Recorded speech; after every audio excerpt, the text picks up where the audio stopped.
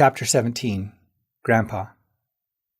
I woke up late the next morning feeling utterly refreshed.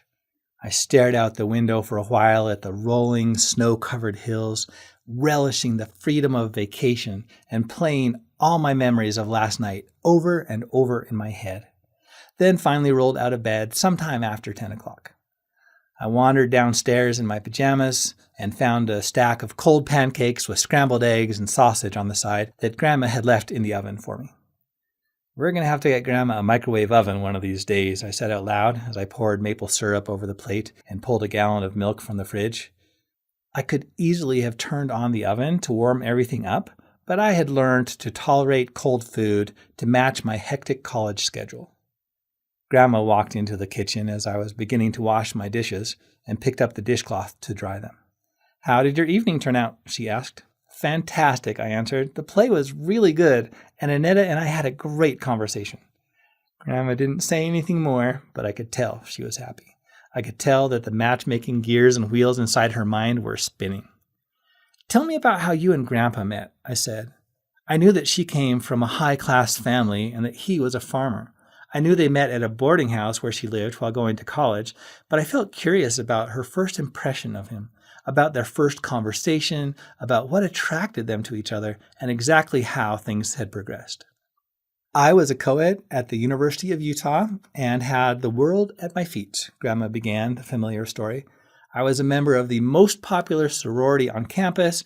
I was dating a dashing basketball player from a wealthy family. I had a few pieces of my art displayed in a downtown gallery and 1 year left until graduation. One day, my boyfriend, who was a senior, had the audacity to suggest that I abandon my studies to marry him and move to California for his upcoming career at a prestigious law office. Well, naturally, I wouldn't hear of it, and we had our first real argument. I certainly thought highly of myself in those days." Grandma smiled broadly, and I imagined she was thinking of her wealthy family who had spoiled her and raised her to accept only the best and the blow they were about to receive. "So when an awkward farm boy appeared at the dinner table that night, I made a point of directing all my attention toward him and away from my fuming boyfriend. Little did I know that Andrew had not appeared there by chance. He had seen me walk down the sidewalk while running some errands in town and somehow made up his mind that we would meet and marry." Grandma paused for a moment to smile before continuing. "So when he noticed some broken planks on the picket fence of my boarding house, he strode up to the front door, told my landlady that she had such a beautiful house and it was a shame to see the broken planks, and would she mind if he fixed them for her? His plan was to work slowly enough to catch me as I walked by, though I'm certain he had no idea what he would say to me. What luck when my landlady invited him to dinner. My poor father," she exclaimed then. "I don't think he ever understood how I could abandon my studies to marry a farm boy." Now Grandma laughed out loud. Apparently she still retained some of her old stubborn independence and enjoyed reliving the memory. She looked at me then, put down the dish she had been drying for the last 2 minutes, and gave me a strong hug. "And now I have an entire wonderful family to show for it," she exclaimed. I hugged her back, then asked, "What was it about Grandpa that brought you together?" "He was so real," Grandma answered without hesitation. "He was genuine and direct, and when I noticed how angry and confused my many suitors became when they saw me spending time with a country bumpkin, I intentionally spent more and more time with him for the sheer pleasure of watching them fume. I was such a tart, wasn't I?" she added with a smile. "And the angrier they grew, and the more they ruffled their feathers and tried to impress me with their money and titles and prestige, the more I grew tired of their company. Eventually, it dawned on me that I liked myself better with Andrew, that I loved him, and when he proposed and asked me to return to Wyoming with him, I couldn't refuse." "Did you know what you were getting yourself into?" I asked. "Oh, not in the least," Grandma assured me. "I never dreamt that I would be expected to wake up early and do farm work. In my daydreams, servants would do all the chores, and I would simply play the beautiful country princess." Grandma chuckled again at the memory. "The first day after our honeymoon, Andrew took me out to the barn and showed me how to milk a cow. I thought it was interesting and kind of him to show me around. When he suggested I give it a try, I told him no thanks. The perplexed expression on his face was precious. No less so, I'm certain, than the consternation and shock on mine when he explained that I would be milking the cows from then on. I stomped out of the barn in such a huff that I splashed cow manure all over my ankles. When I complained that the conditions in the barn were too untidy for me to ever possibly work there, Andrew assigned me another task, cleaning the barn. I tried everything to get out of my chores, but to no avail. Andrew wouldn't budge. I spilled the milk, complained endlessly, begged, cried, feigned illness and injury, and even burned his meals. Andrew had no patience for such nonsense, nor any sympathy for my tantrums. I wasted the better part of a year feeling short-changed and upset about my lot in life before confessing that it got me nowhere to do my work so begrudgingly, and deciding that I may as well learn to approach my chosen lot more optimistically. I stopped complaining, did my chores without needing to be woken up several times first, prepared wonderful Sunday dinners, and painted and decorated the barn more to my taste. Here Grandma sighed contentedly. That's when your grandfather and I truly fell in love. Beyond his simple, somewhat austere exterior, his heart could hold so much love. When I learned to see that, Grandma trailed off, shaking her head and smiling softly. We didn't always agree, but we never quarreled again. On one hand, Grandma's story sounded happy and perfect and miraculous, like they were meant to end up together and heaven had interfered to make sure they did. On the other hand, the match seemed awkward and unlikely and difficult. I liked hearing Grandma tell it, but didn't know exactly what to think of it all. Chapter 18, Eyes. Annetta showed up a few minutes early for lunch. We ate venison sandwiches, and I was surprised at how well Grandma and Annetta seemed to know each other. After lunch, Grandma excused herself, citing some errands she needed to run in town. Where were we? I asked as Annetta and I sat across the table from each other. I think we were still somewhere in the middle, Annetta answered. Ah, yes, I said, the middle. I felt the panic begin to rise in my throat as I sought frantically for something to say before the silence grew uncomfortable. Also, Annetta added, I did most of the talking last night, so it's your turn. Oh, good, I said nervously. Let's see, I continued, scanning my brain for a conversation topic. The middle. Where to begin? There's so much to choose from. Pick a number, Annetta said. 6, I answered, wondering what the number was for. Okay, start at 6. What? I wondered. And then I got it. 6 years old. That narrowed things down considerably. At 6, I went to first grade, rarely spoke up in class, had only one best friend, and spent the summer here in Amber. Do you want to go for a walk? I blurted out. Sure, Annetta said, after a short pause. We put on our coats and began walking up the road, away from Amber and toward the rolling hills. I used to spend summers here as a kid, I began, and surprised myself with how much I had to say about it. I described the places I had played as we walked by them, the imaginary adventures, my loving grandparents, and the pure happiness that I felt only here. Annetta helped by asking lots of questions to make me look deeper into my memories and thoughts, and by sharing her own stories about growing up. The air was a balmy 40 degrees, and the sun shone beautifully on the snow-covered ground. We walked for almost an hour before running out of things to say. This time, however, I didn't panic. I had grown more comfortable with Annetta and with myself. I had grown more aware of my thoughts, memories, and feelings, and more confident that they weren't boring and pointless, at least not for someone like Annetta, who seemed to find them interesting. The conversation thus far had left dozens of unfinished loose ends, and I no longer worried so much about running out of things to say. We both stopped atop a rise in the road and took in the view of the Amber Valley. A cloud shadow passed over us, and without the sun, the breeze suddenly felt cold. That's all I've got for 6, I said. Shall we turn around? The way back was filled with both conversation and silence, enjoying the fresh air and each other's company even without words. At home, we sat on the living room couch. Annetta sat sideways with one leg crossed under the other, facing me. I had run out of stories to tell and thoughts to share, but this time the silence didn't feel uncomfortable. Annetta sat comfortably leaning against the couch, and I noticed a soft glow in her beautiful green eyes. Let's trade questions, Annetta suggested. Okay, I agreed. What does that mean? It means we take turns asking questions. You go first. I just did. I said, it's your turn.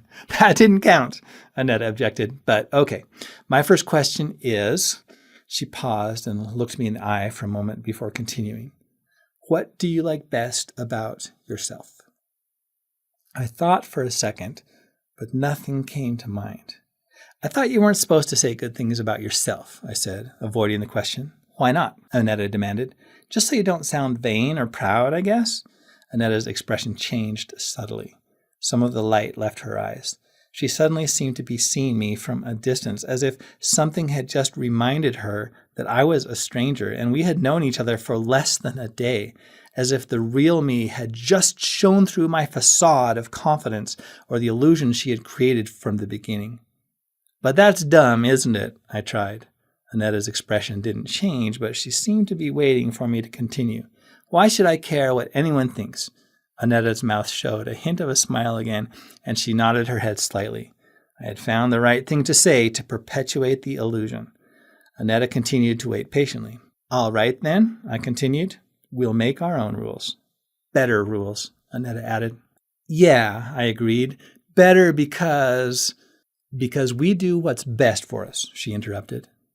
And it makes more sense to recognize what's good about ourselves rather than pretend to be humble so no one calls us vain and become less than we are. Of course, I thought, that's how I became so shy in the first place, by focusing on my weaknesses all the time. Maybe I can turn it all around by changing my point of view. Okay then, what I like best about myself is... I paused again. I honestly couldn't think of anything to say. I knew what I liked to do. I knew my favorite food was pizza and my favorite color was blue, but I didn't have a clue as to what I liked best about myself. Isn't it funny, Annetta asked, how hard it can be to buck the norm and stand up for yourself? An example of when courage makes a difference, right? Exactly, Annetta agreed. She must have seen that I was honestly stuck. Want some help? Yeah, I answered. Sure. All right, she offered. I'll tell you what I like best about you, and you can answer later. I felt a little uncomfortable at first as she looked steadily into my eyes. I felt like she was looking right through me. I could almost feel her prying through my thoughts and memories, and I wondered what she would find there. Then I noticed her eyes again. At first, I focused only on the bright green color that glowed in the early afternoon light shining through the windows. But soon the other glow, the deeper light that shone from somewhere deep inside her soul, captured my attention. In it, I saw, or rather felt, all the things she had told me about last night. Her love of beauty, of people and travel, of life and experience. I sensed a mixture of compassion and sternness, a willingness to give openly, but an unwillingness to let anyone take what they didn't have a right to. I felt a deep yearning for connection and love, but something stood in the way of it all, guarding it and preventing anyone from entering there. I didn't fully understand all this right then. I couldn't have put it into words yet, but sensing all this suddenly made me feel more complete than I ever had before, as if I had found something to lean against and rest from all my worries and fears, as if all my old insecurities could drown in her eyes and never return, as if I finally found a secure path to follow where I could start walking and never look back.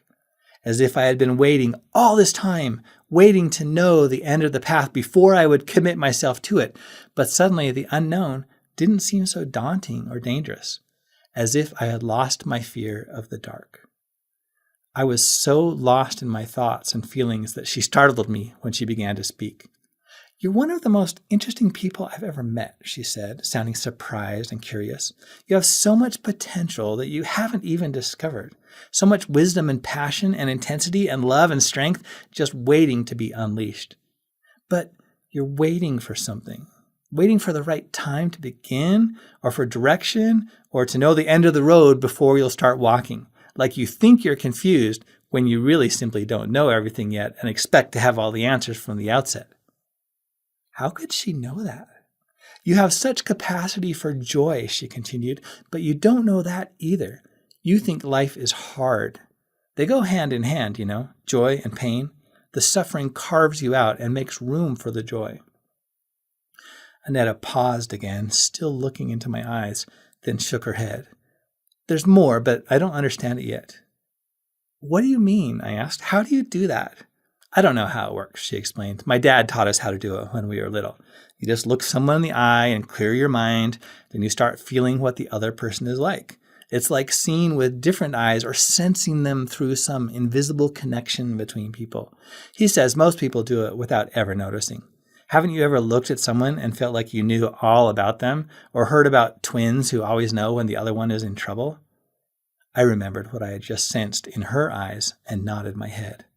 So what about you? I asked, eager to find out more about this surprising girl. What do you like best about yourself? I don't know either, she confessed, smiling wryly. I just like being alive. I looked steadily into her eyes, getting ready to take my turn and tell her what I liked best about her, but I couldn't see anything beyond the rich green of her irises. Her steady gaze sat perfectly framed by her oval face and gentle features. Her mouth looked small until she smiled. Her lips looked soft and inviting, and the thought of kissing them tied my stomach into a knot.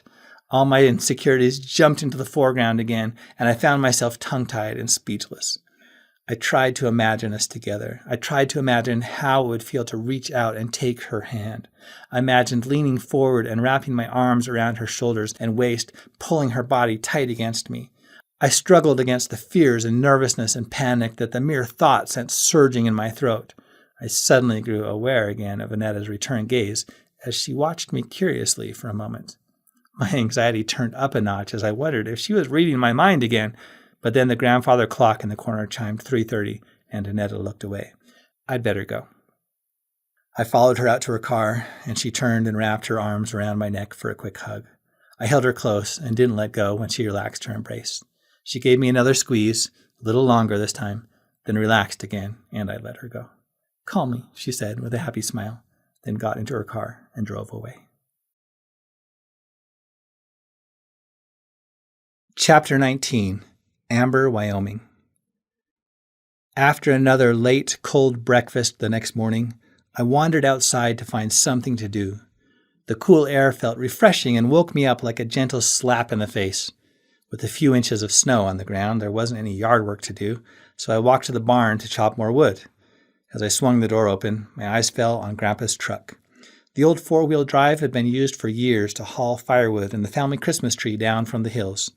Now his snowmobile sat in the bed, where it had probably rested since last Christmas vacation, when I took it out for a ride with my little sisters. I opened the driver's door and slid onto the vinyl seat. The key still dangled from the ignition, and I reached out and turned it, wondering if the battery would still work. Sure enough, the engine turned over 2 or 3 times and then started, running fast with the choke wide open. I wanted to take it out for a spin, maybe drive blind through dry corn stalks just for fun, but bouncing around in the field wouldn't be a good idea with the snowmobile in the back. It also wouldn't be a very good idea, I realized, to fill the barn with exhaust fumes if I planned to work in here, so I shut off the engine and climbed out of the cab. I chopped enough wood to heat the house for a week or 2, then found a few things to straighten up in the back of the barn. Finally, I went back inside to shower and decide what to do with my day. I wished I had brought some books with me, but when I left school right after finals, reading was the last thing I wanted to do over the break. Now I could read for pleasure, and that would be different. I regretted my lack of foresight, but I could always stop by the library later. I wandered around the house for a while, looking into the rooms and out the windows. I made a few trips to the barn and stocked the wood bins next to the wood-burning stoves on each of the 3 floors of the house. I washed the breakfast dishes and began to pace the house. I usually enjoy solitude, but all this silence started making me restless. We've got to get Grandma an internet connection one of these days, I thought out loud. Just when I was ready to jump in my car and drive into town and have lunch at the cafe, not a bad idea, I thought. Grandma pulled up out front, and I walked outside to meet her. Hey, Grandma, what do you usually do around here all day? I asked. Oh, I don't spend much time here, she said. Will you help me carry these bags inside? I opened the back door of her car and picked up 4 bags of groceries. This was only the beginning of what we would use to feed our extended family in the coming week or 2. Grandma held the door for me, and I carried everything to the kitchen counter where we began putting it away. So what do you do with yourself? I asked, piling cans of yams and evaporated milk into the cupboard. Oh, I have some friends.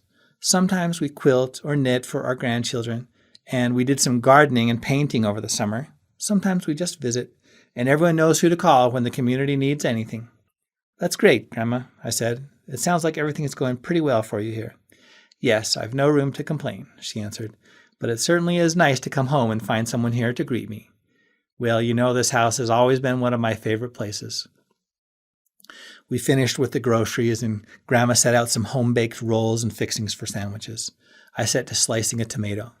How long has Annetta's family lived here? I asked. Not long, Grandma answered. Only about 6 years. I guess that wasn't long in a small community like this, where many families ran back for generations. And about 6 years ago was when I had gotten my driver's license and gotten too busy playing or working minimum wage jobs to spend entire summers here. I felt a slight twinge of regret that it had cost me the chance to meet Annetta that much sooner. I'm going to town with a few friends to do some Christmas shopping. If we buy anything here, everyone knows what they're getting long before Christmas arrives. If you wouldn't mind driving me into town to meet my friends, maybe you could run into Annetta there. I could call and tell everyone to meet at Becca's. Sometimes town meant Amber, 5 miles away. Sometimes it meant Evanston, another 80 miles down the road. Eventually, you learn to tell them apart by context or a slight change in inflection. Sure, Grandma. I was meaning to go into town myself anyway. I wondered if I had put the right inflection on town. We finished lunch and drove to the diner.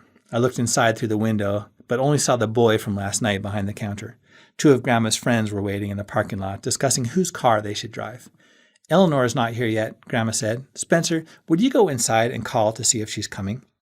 I almost asked why they didn't just text her, but immediately remembered that there was no cell service in Amber Valley. I had turned off my useless phone and packed it away the morning after I arrived. Eleanor's always late, said one friend. Don't worry about her. Why don't you go in and see if she's on her way? Grandma persisted. Her friend was about to argue, but Grandma gave her a look that she must have understood. Well, go check then, she said. You heard what Sophie said. I walked inside and up to the bar. Netta ain't here, said the boy. I'm not looking for her, I answered. Do you have a phone around here? There's a payphone in front of the truck stop. Jim, a voice shouted from back in the kitchen. Don't be such a jerk. Amy stepped out and up to the counter. You can use this one, she said, pulling a phone out from below the counter and setting it in front of me. Jimmy, she added, pointing a finger up at the tall, skinny boy. Behave. She added a little punch to his shoulder and walked back to the kitchen. I picked up the receiver. Would you ring Eleanor for me, please? I said. Half the town still ran on a party line. Just like in the early days of telephone, people would sometimes listen in on others' conversations just for fun. With modern technology, you could even turn on your speakerphone and hit mute and listen to every call without anyone hearing you breathing on the line. News traveled fast. Eleanor's gone to town to do some Christmas shopping, the operator told me. Do you know if she's left yet?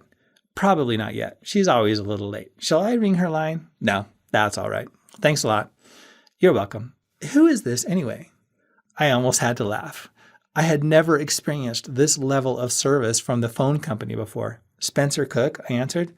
Ah, yes, I remember. I met you the other night at the play. Parlez-vous français? No. Ah, well, Netta doesn't work till 6. Oh? Well, thanks. I just thought since you were at Becca's, you might have been looking for her. I suddenly remembered the face that belonged to the voice on the other end of the line. It was a small woman who had introduced herself at the school play, asked lots of questions, and had seemed to know the latest gossip about everyone. Now I knew why. All right, well, I'll catch up with her somewhere else. She lives in the White House at the end of Juniper Drive. Thanks, I'll try her there. Oh, good, she said slowly. And then I understood why Annetta had answered all her questions with brief and vague generalities the other night. Oh, well, so what if the word gets out that I like her? I didn't see how that could do me any harm. Oh, by the way, do you know what time the library closes? I asked. 5 o'clock, she answered. What kind of books do you like to read? Oh, I just thought I'd go and see what caught my eye. Thanks for everything. Bye. I hung up the phone as the woman struggled to find another question to keep me on the line. When I walked back outside, the women were still discussing whose car to take, and the choice seemed to be leaning toward the woman who had spoken to me before. They looked up as I walked out. "Looks like she'll be a bit late," I said, and they all nodded. Amy followed me outside just then. "Hey, Spence," she said, "come on back in here and have a lemonade with me." She stood there in her white t-shirt and apron, folding her arms against her body and gripping her arms tightly for protection against the cold air. "You're not in a hurry, are you?" "No, not at all." "Then come on, and don't mind Jim. He's just jealous." I said goodbye to Grandma and her friends and followed Amy back inside, where she led me to a table with 2 lemonades already waiting. I sat down and picked up the glass nearest me. The glass was warm, almost hot. "Warm lemonade?" I asked. "Try it," she said, picking up her own glass and sipping. I put the glass to my lips and sipped. It was sweeter and smoother than usual, and very good. "I put some honey in it," Amy said. "Good, huh?" "Yeah, it's great," I answered, taking another sip. "I thought you'd like it, being such a big fan of lemonade," she said. "Oh, well, I'm not really that big of a fan. Until now. I mean, this is great. But yesterday was just, well, it's a long story." "So tell me," Amy said, "you're not in a hurry, are you?" And I promised not to spread it through the whole town like Andrea. "The operator?" I asked, taking another swallow. "You guessed it. I heard her grilling you. I thought you handled her very expertly, especially the way you hung up without being rude. That's tough." Amy laughed out loud. "But don't mind my eavesdropping. You know, a dozen other people were pricking up their ears all over town to get the latest action. When you think about it, it's kind of like a primitive version of Facebook." "Oh, I don't mind. I think it's funny." "So tell me your lemonade story," Amy commanded. "There's not much to tell. I was just having a conversation with a friend before I left school about what it means to be great. And he said that if you just do what you feel like, then that's how you be great." Amy just stared at me for a moment. "Sounds kind of selfish to me," she said. "Yeah, well, Ski has his own way of doing things." "His name is Ski?" "Yeah, well, that's his middle name, but he goes by it."